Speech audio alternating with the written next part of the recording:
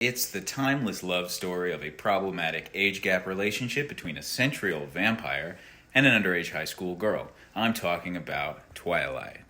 So hold on tight, Spider Monkey. Hold on tight, Spider Monkey. This is Dansplaining.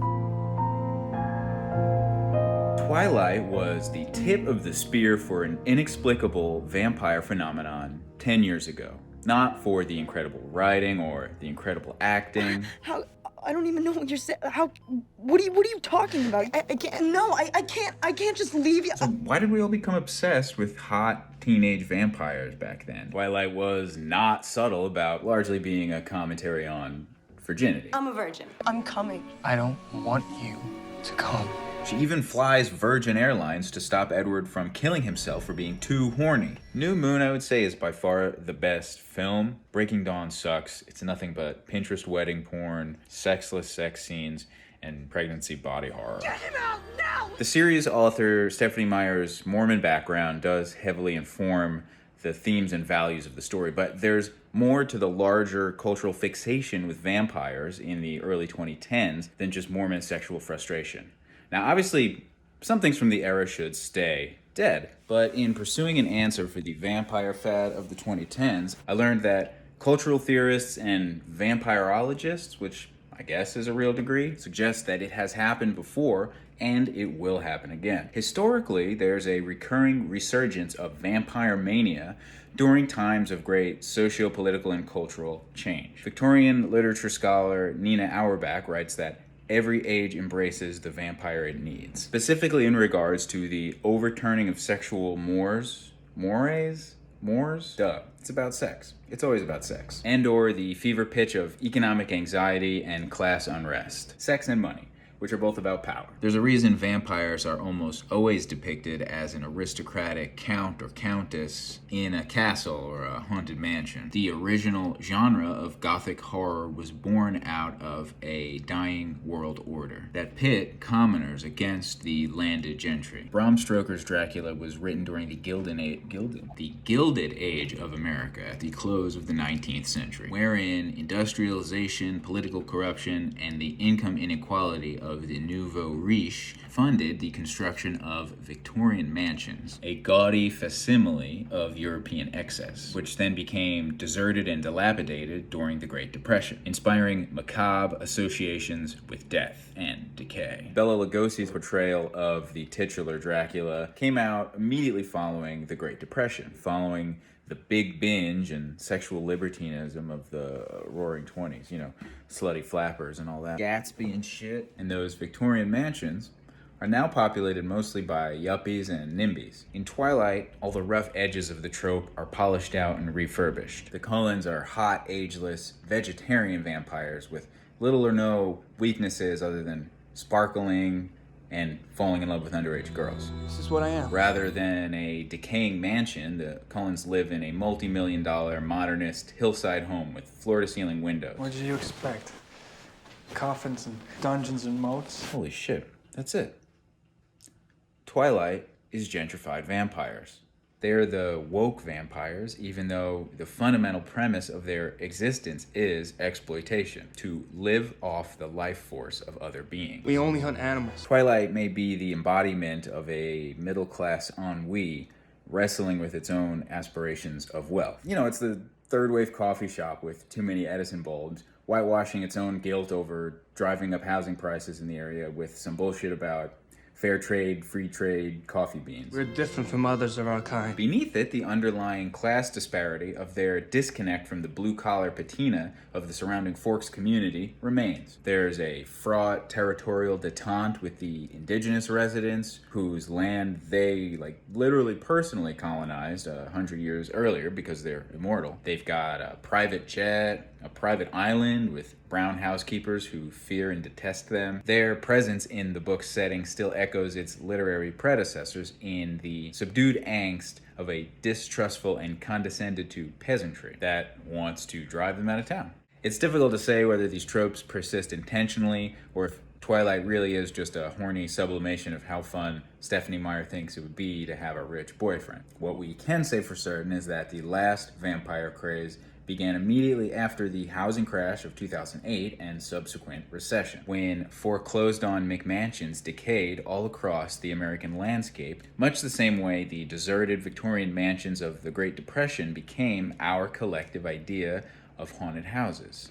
So, we've got vampires in castles during the Gilded Age, vampires in Victorian mansions during the Great Depression, and vampires in McMansions during the Great Recession a decade ago. So there's a pattern here. Vampires seem to rise from the dead in culture when periods of unsustainable sexual and economic decadence begin to decline into scarcity and economic anxiety. The vampire is a moneyed aristocrat seducing or coercing fair maidens from the surrounding impoverished countryside. They serve to represent the exploitive other that precipitated said decline.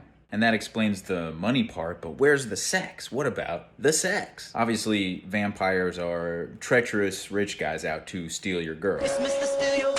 Of course, on a more individualized and surface level, Twilight is just dealing in the common tropes of having a shitty boyfriend. Like any good Byronic hero, Edward is tortured, controlling, and morally gray. He's the perfect predator. I'm the world's most dangerous predator. Then there's Jacob, the seminal Sigma incel beta cuck. I mean, you're my best friend. Always a shoulder to cry on in between blue-balled rage blackouts.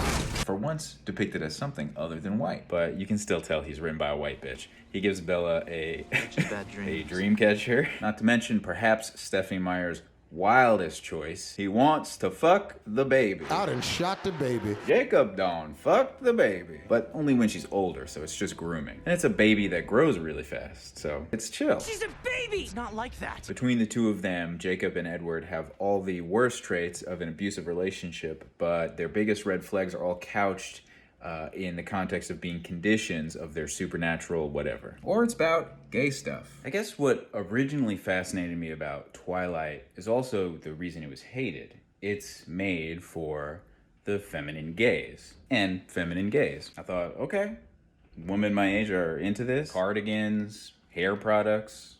I'll put the Dan in dandy. This was my hair before Twilight. And as soon as I did this, swimming in pussy. It's a little bit harder to read these extremely straight movies as being intentionally about LGBT, WXYZ themes. But nowhere is the genre more straight about being gay than in Twilight's tongue-in-cheek contemporary, True Blood.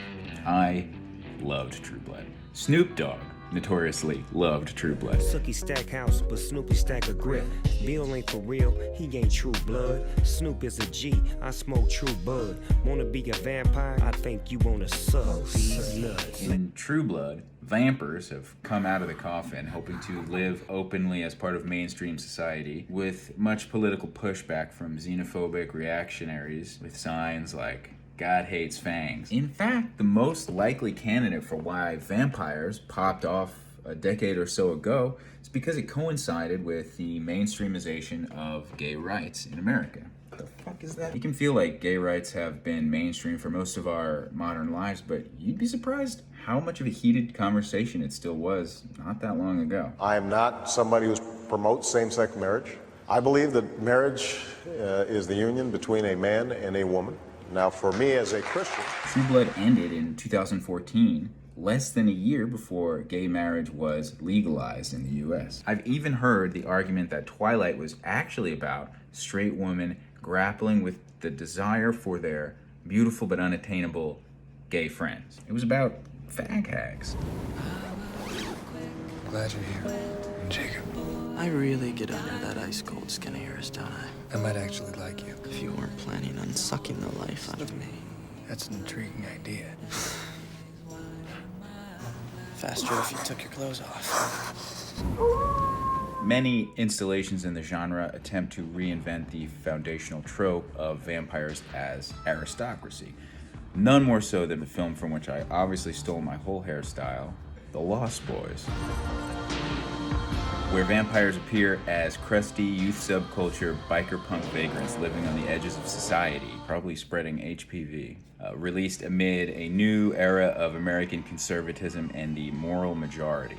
The 80s was in many ways the swan song of 20th century capitalism, modernism, and the unchallenged belief in eternal growth. But eternal growth, like eternal life, isn't all it's cracked up to be. In the film's third act comes the subtle critique that in this vampire counterculture fantasy, said counterculture is, spoiler alert, overseen and facilitated at the behest of a stuffy old whitey, Reagan-era conservative, patriarch head vampire who wants to date your mom. Prefiguring the recuperation of anti-capitalist counterculture as merely an expression of capitalist realism. It's also gay as hell. Films like this one, Blade, Buffy, Near Dark, Interview with the Vampire, which I just realized is an interview with a vampire. This week I saw Interview with the Vampire. Here's my review. Not gay enough. All coincided with or reacted to the AIDS epidemic. AIDS! Upholding the theory that vampires reemerge in pop culture during times of sexual change. So which is it, sex or money? It's relevant here to remember that sex is almost always downstream from economic conditions. There is a dissonance of boomer pundits scratching their heads at the question of why the so-called Tinder generation, who they like to view as sexually degenerate, is in fact having less sex than any generations prior.